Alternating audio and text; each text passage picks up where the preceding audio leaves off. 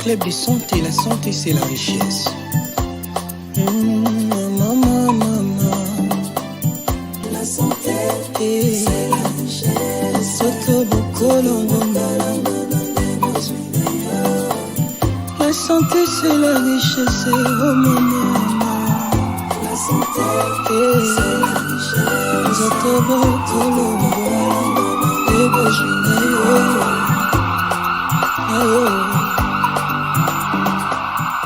Mbote na bandeko balandi ba nyonso bazui occasion ya kolanda numéro na biso ya sika ya émission oyo bokono pelobiko boyebete émission oyo ezali moko ba émission oyo sungaka ba congolais nyonso partout oyo bazwami na ba maladi ya ndenge na ndenge.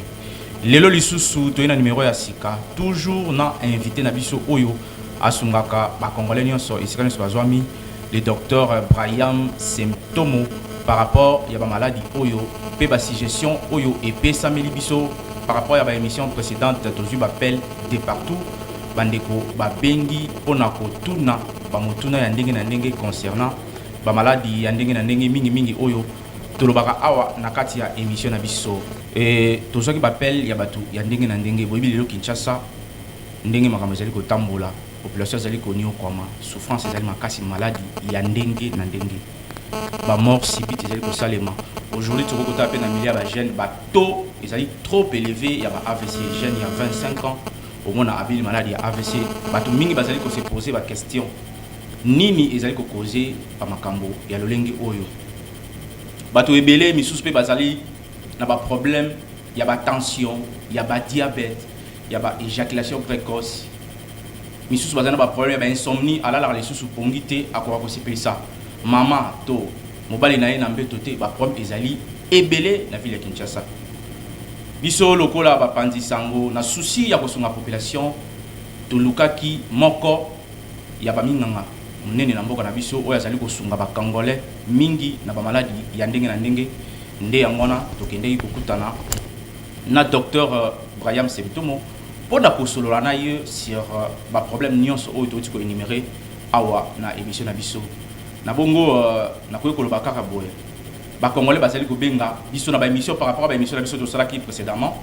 ba congolais mingi ba bengi par rapport ya ba problème oyo bazali ko mona mingi bazali na exactitude te ya maladie oyo bazali ko bela kasi na souci ya koluka lobiko na bango ba benga ki biso pona koyebisa biso ba problème oyo bazali ko mona na banzoto na bango pona biso à notre tour totuna na munganga pe munganga meka ko éclaircir bango sur ba problème so bazali nango yo oyo zili baku ya kolanda biso so ozana ba problème oyo to ko énumérer awa o bengi biso na ba numéro oyo retail so ko ye to yebi na Kinshasa ndenge koma na hôpital mususu ko kei avant mu nga simba yo obanena no ko signer ba récit kuna mbongo nini ko pesa ko ba simba yo kasi awa ezali bongo te puis bango bazali ko opérer bazali ko travailler dans ONG la santé c'est la richesse oyo bazali ko sunga baye oyo bazali na makoki te soko ye na bokono na yo oza na mbongo te bango bakosala na prise en charge na yo bazio na ba soin soko biki et puis bokosala na bango boye bane bokosala donc ezali kanisi ya malamu yo ozili baku ezali opportunité ya malamu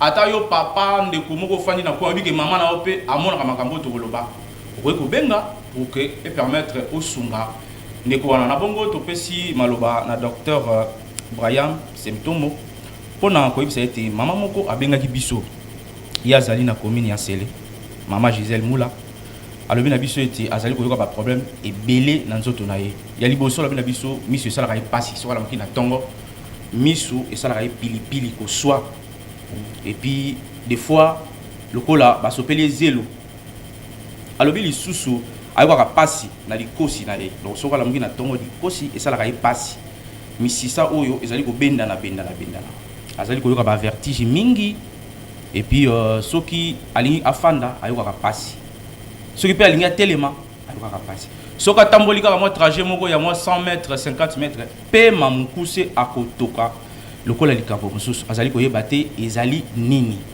soki pe alingi atambola il faut apema lisusu azwa mo temps mo 10 15 minutes apemi nde bongo akoki kozongela kotambola palpitation motema na ezali kobeta mbangu ata sali musala moko ya moke akotoka lokola mutu awuti kotombola mabanga abengaki biso kotuna na biso ekoki kozala nini nde ezali kosala ye bongo na bongo maloba ezali pas na yo docteur yonde ko expliquer na ba téléspectateurs na biso concernant likambo oyo maman Gisèle Moula auti ko proposer biso.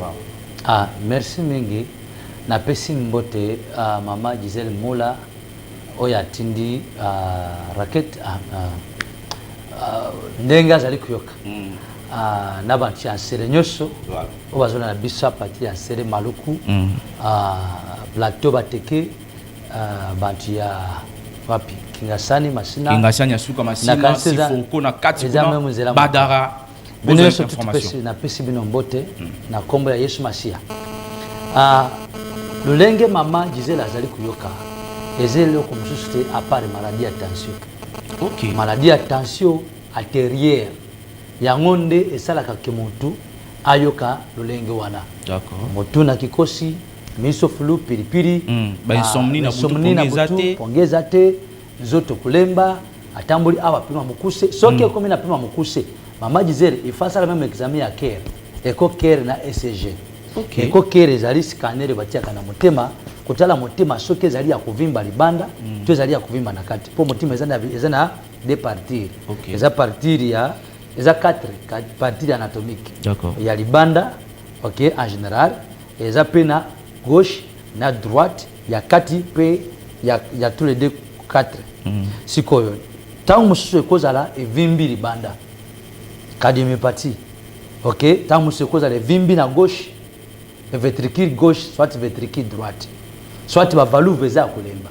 OK, siko tension eza maladie bebisaka motema soki bebisi motima okobanda kuyoka pema mukuse tango tamboli pembe kome mukuse obanda komona pema kolezo vimba. OK, mamuto mona kama kole vimbi soko fini boy musapesali nini etikali osomona ba neti lidusu etikali neti lidusu etikali soki alali makola tseboy makolesali nini ekiti wana eza insuffisance veineuse te eza tension soki ebebisi motema tension za maladie ya motema. OK, soki oza na tension ozomela kisa tension te ozo gérer yango te tension ekobebisa cœur na yo ekobebisa pena bare ndengo lobika yo kaka mukongo pasi frigidité pe donc on posa mobali na esila tension esala kama wana na yango nazali kusenga ke azumela te parce que maladie ya tension za maladie oyeba makabantu mo subitement moto ala. OK, donc on a tout constaté ba mort subite mikolo ozomona moto avandi azo respirer bon mutata musika mazoka ke moto anazo respirer nalobaki na bino ke oyeba ke oza na maladie ya tension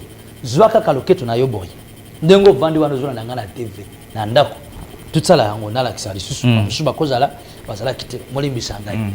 OK, otimbi na loketo na yo boy. OK, oza na ndako osimbi na loketo o sauter 1 2 3 o sauter tina 10 ça ku stopper nasima ku sauter wana muntu aza na tension akokoka ku sauter 10 fois te. OK, akokate tanga koma na 2 3 peme komi nini mukuse na moment ana vertige bandi tango vertige ko banda okomona mise komi flou ifa vanda ba musu ifa sima na kitibot azoka ondre mo vertige mokilezo baluka wana eza maladie ya tension eza maladie ya kubomba te na nzoto alobaka toujours ebere bazoka bo mais bazoyeba te keza tension. OK, ebere bazana bilembo wana mais bazo comprendre te keza na tension eza maladie ya tension.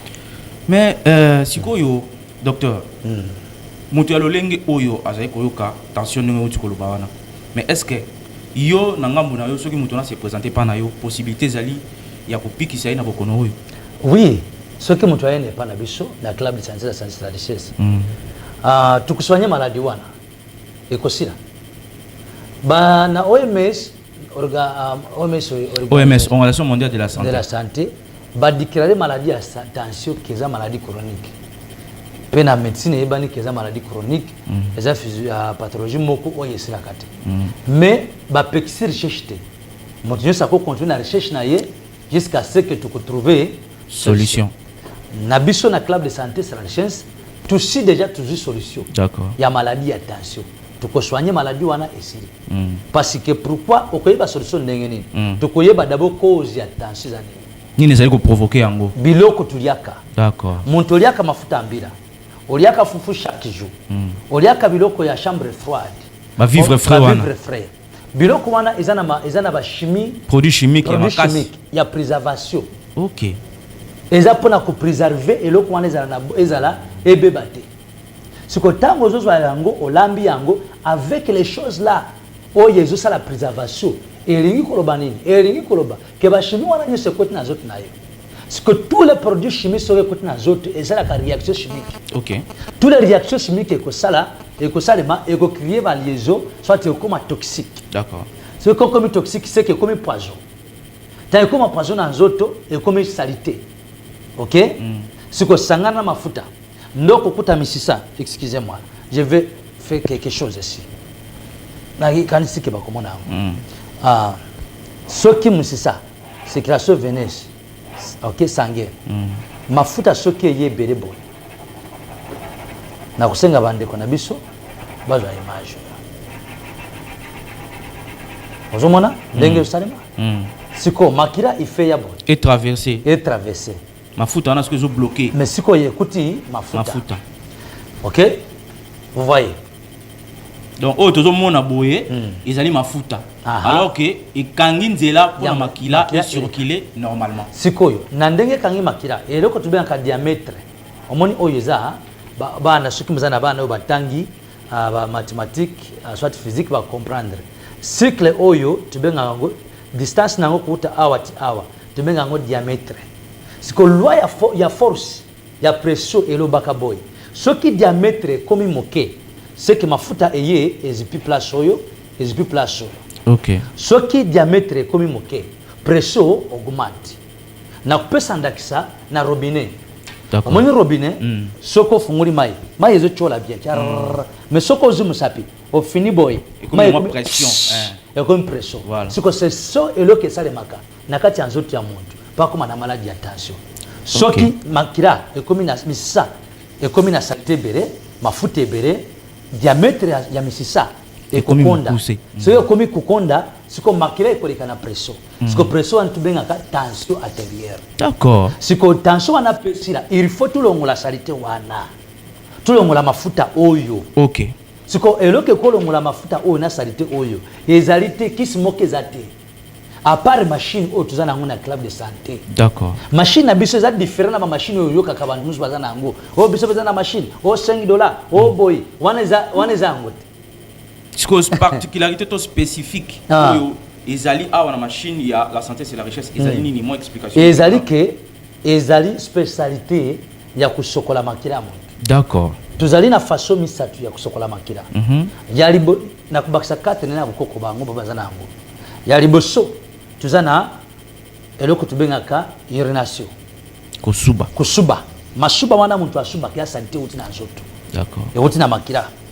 Tuzape na grand besoin yango pesa kubimisa salité. D'accord. Ba déchet oyo côté na libumu et makana recto na anis molimbi sanga pona terme mais c'est la terme médical. Sikoyo oyo côté na makira ibi makana zira ya masuba na système urinaire. Sikoyo yana ndi aliboso ya mibale ezali dialyse. D'accord. Ce qui muntu barena yebebi maye fonctionner zate batoboli awa makile bandi kusoka mapati à partir ya machine wana ya dialyse. D'accord. Mais avant tu comme na niveau ya dialyse machine ya prévention eza autres zanango na club de santé na santé c'est la richesse otie makolo na kati ya machine wana ya maye e bandi kolongola salité nyonso na mafuta okomona pe yango ezo sala capacité pour monsieur abana ko kanisa ke sala capacité et sala capacité kaka nengo vandibo phénomène ne sale maka na se makolo tuzana madusu madusu wana esala ka respiration soko ko tima kona kati ya machine e ko banda yango moko ne makilo sala circulation ezobimisa salité okomona ukangina photo mebiri mwasi na to bana obali na yo omoni ba salité biminazo ndenge ba image wana muzali komona yango siko na ndenge wana stansima kolongola yango tukusala examen ya care eco care na ECG pona monter attention pour tout à la choki care na ye eza kuvimba te soki tukuti eza kuvimba tuzana solution pe pona yango tuswanye yango pe esiri tuzana ba cardiologue tuzana diabétologue tuzana généraliste tuzana ba unité nyoso oyo ekoki kusala investigation médicale pona muntu azwa lobiko siko mutu ya lolenge oyo D'abord, avant de aya epanayo awa na club de santé, la santé c'est la richesse. Bilo goni ne sengeli alia pour prévenir nanu avant yo zoyer en charge pour na kobikisa ye. OK. Na kosenga yero komoko. Soko kuti ba symptôme oyo ba uti kutanga awa. Ya mama Gisèle. Mama Gisèle Moula. Oyoki ke soko telembo yo sauter, ozoka kusokupe mate. Bima kaka sikoyo. Na ndako na yo. Kende libanda luka dispensaire pembeni. Bata la tension na yo. Na sima kuta tension na yo soki eza kumata. Yaka na club de santé. Mais avant oya biloko na répondre la question wana. Ya biloko kolea. Soki oza déjà na maladie ya tension. Kulia mungwa te. Tika eloko babengaka mungwa. Parce que mungwa eza na élément atomique mibale. Eza na oyo tubengaka sodium. Tuzapena oyo tubengaka chlore. C'est pourquoi mungwa tubengaka ngo sodium chloride. Chloride sodium na français, na anglais chloride de sodium. Chloride sodium na français. Sikoyo, soki olie mungwa, biloko eza na mungwa, tango koma na kati ya nzoto, liaison entre chlore na sodium ekokatana. Soki bakatani siko sodium atikane na intracellulaire, l'espace entre baselule ya nzoto. Esika mai ezalaka. D'accord. Siko tango kutikala wana ekobanda ko provoquer mai ekomebere. OK. Ekokoze homostasie.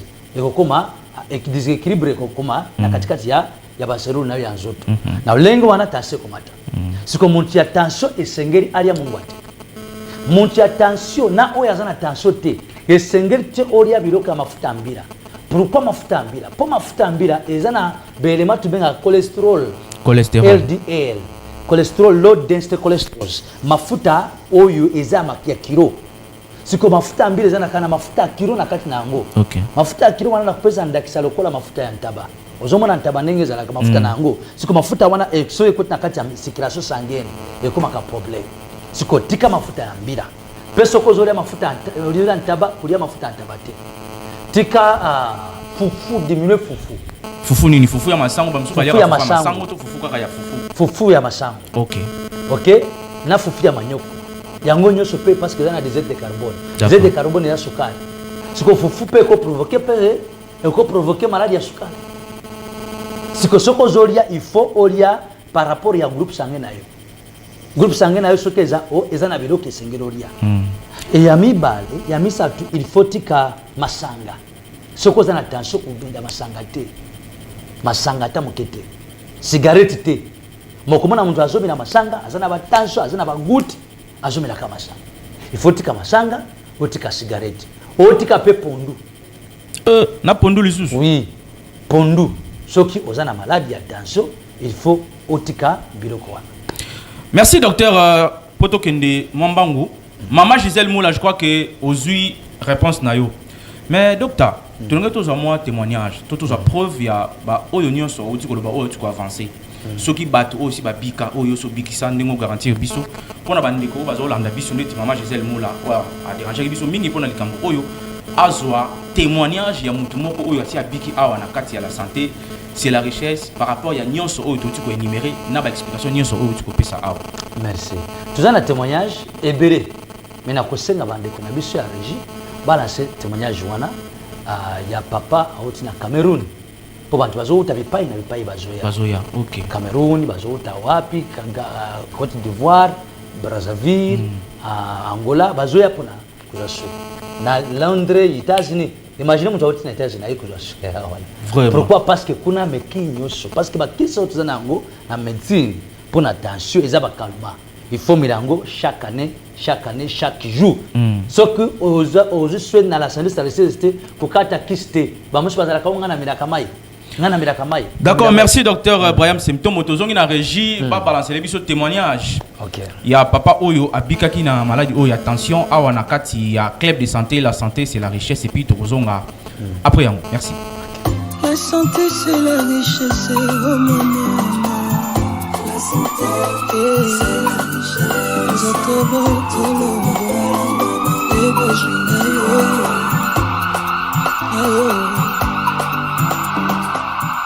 Oui, bonjour. Oui, moi c'est Boniface Elouga. Oui.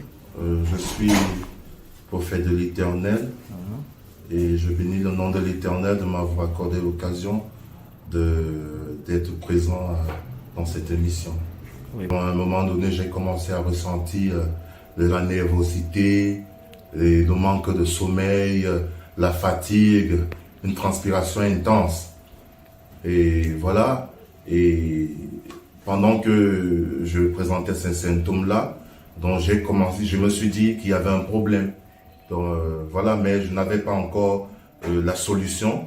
Donc je lui ai dit, voilà, il faudrait qu'on s'y rende. En plus, c'est un homme de Dieu. Donc j'ai été vraiment confiant où j'y allais. Et je suis arrivé, voilà, le résultat, il est là. Il est là, le résultat. Non, les symptômes, ils ont disparu. Oui. Je peux déjà vous dire que j'ai rajeuni. Malheureusement, le jour que j'arrivais, je n'ai pas eu à prendre une photo ou bien une vidéo. Je vous aurais montré la différence. Oui. Mais je peux vous rassurer que ma transpiration n'est plus intense. Et je dors parfaitement comme un enfant. Donc, lorsque je touche le lit, je me réveille au matin. C'est le réveil qui me lève. Et en plus de cela, je me sens léger. Et j'ai vraiment vu de mes propres yeux ce qui est sorti de mon corps.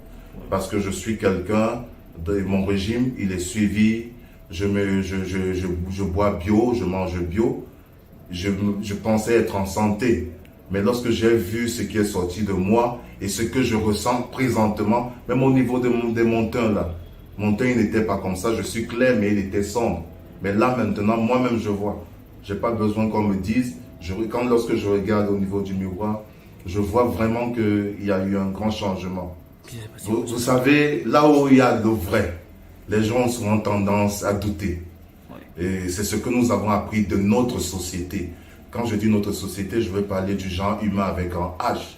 Mais je veux dire à ceux qui croient encore qu'il y a une médecine simplifiée, une médecine à moindre coût, qu'il y a de l'espoir. Il y a de l'espoir de retrouver son bien-être.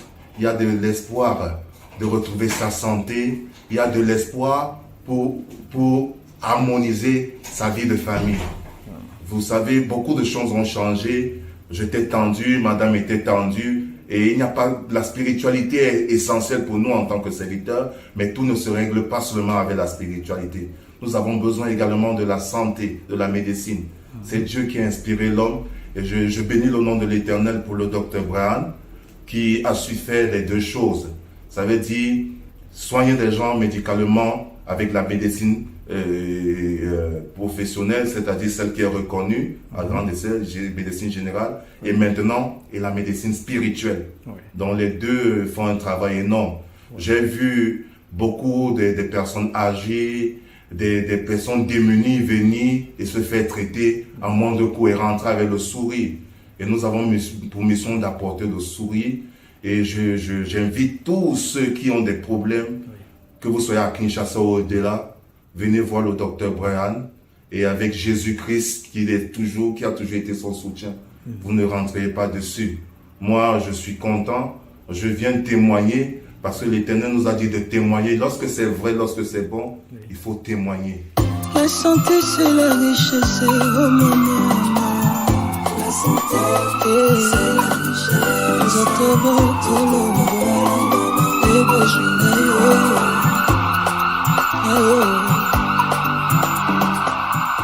Merci beaucoup, Bandeko. Bozui, explication, c'est pas le docteur Brian Semtomo. Tu as mis presque dans ce cas, mais tu as une question que je vais poser pour clôturer l'émission de Mokola Lelo. Et ça, les docteur na makambo o Italie, ba air bangonga ya kolia. Na moto maladie o ya tension. Air nini a kolia poto wi ba kinoa mingi, nenga olobiana a sauté 10 fois pe mais comme mon poussé. Azala de maladie attention. Malia à 22h, 23h, minuit, a utina masangana ba, a yemba la moko lié alali. Et ça na ba air nini ko expliquer na moto azali na bokono oyo, to moto oyo akuta na ba explication ba problème onu stopper si awa. Ba ngonga nini o esengeli ye alia pour éviter intensification topé aggraver maladie o li sous-sauter en attendant azol occasion topé li baku yakoya awa pa inayo na club de santé. La santé c'est la richesse. Merci mingi na banzi ke mulandi ba témoignage o ya bantu bayaki na maladi wana na yango nazana makoki ya kuloba sikoyo kuliye eri nayo ya kulia muti attention il faut eleka 18h. C'est comme 18h. Vous voulez les souster. Ya mibale, muti attention esengeli ala la 8h d'ita. 8h d'ita. Na 2h d'ita après soko les 18h. On miri mai 1 litre à mai. On subit déjà 18h, 19h, 20h, 21h olali. Pour ola muka 4h du matin. Parce que 8h d'ita na 4h wana après 8h d'ita okoka ponge sirio. Soko za muti alusambo ndio la muko sambeli. Soko za muti akene musala obani se préparer na air wana. Mais il faut là la 8h d'ita, il faut olia kuleka 18h. Yamis yamibal. Montunyo surtout éviter kuzwa ventre. Ventre ballonné. Nabas. Soki ribomo ebimi olingoli kati okuzwa attention. Ato sali ndengene. Éviter kuzwa ribomo. Ezala bana basi ato bati déjà bana mibale misato. Bunda makasi ribomo ezala te. Na lengo wana ku éviter bukono ya attention o ezali kuboma bantu mingi na moshi bitima. Merci beaucoup docteur Braham Semtomo. Merci. Na bande konyo so bazi occasion Rolanda biso, je crois que pour na mokola lelo numéro oyo esuki awa toko senga na mama Gisèle Moula outiko zwa information nyonso ba explication nyonso par rapport ya maladie na yo, par rapport à la suggestion oyo pesa ki biso. Je crois que le docteur a éclaircir biso maladie na yo ezali bongo ya tension. Donc benga biso directement na numéro oyo au moins la station Shell eza na ngambu kiti wana au traverser place wana kaka rayon wana ko se retrouver so tuni ba la yo. Hôpital, la santé c'est la richesse. Tout le monde a yebi yango bakoyamba kitoko atoza na mbongo te maladie de la santé ça en a prité ki mambango bakozoyo en charge pour avoir priorité ezali moto ya kokono. Donc pour na mokolo lelo to suki si awa to ko se retrouver na mikolo ezali koya. Mais avant de clôturer, moi le ba suka na docteur Braham Semtomo pour na to clore émission na biso ya mokolo lelo. Docteur Braham, moi, le basuka pour na fidèle téléspectateur au basi occasion la nazali kusenga yo muto bino bantu balingi tukutana mobenga na numéro eza affiché wana pour na ce rendez-vous parce que bantu bazala ki ebele voilà bantu bandaka musala partir ya 4h du matin usisaka na 22h yaka tongo pour que aux chance ya kokota moi avant soit tina muntu ya kuzira déjà jeto voilà. Ok, makambo ya mbongo combien ekosala yaka ndenge muntu akenda ko hôpital. Voilà. Muntu ayebaka te soka ke no hôpital bakofuta ye comme bakosenga ye combien. Basali examen boy mais kubangelo komo côté parce que mbongo ezali kozala liberté. Pourquoi tuzana ONG o ezali kusunga bantu. Soko za na âge ya 30 tina âge ya 45 ONG kusunga yo na 30%. Soko zali na 45 kukene tina 90 ONG kusunga yo na facture na yo bakufutira 70%. Yaka lulenge ozali kubanga te ko mbongeza ebere wo tusa hôpital wana biso tuzali awa pona kosalisa bino bayimboka bazali kupera. Merci beaucoup. Yoka moto na makolo vertige miso flou moto passe nzoto kulemba ozoko kate osubaka mingi ba cramp na nzoto pongezo zalate faiblesse sexuelle mukongo passe kukonda solution zalite yaka na club de santé tukuswanye yo soko yo kibirembo wana mutu esalo pass out ozoka mukongo pass out yaka na club de santé la santé c'est la richesse tukuswanye yo tukutena kati ya machine tukuluka solution nyos ataka na ezaka na bisote tukorienter yo wapi okokende okozalobiko.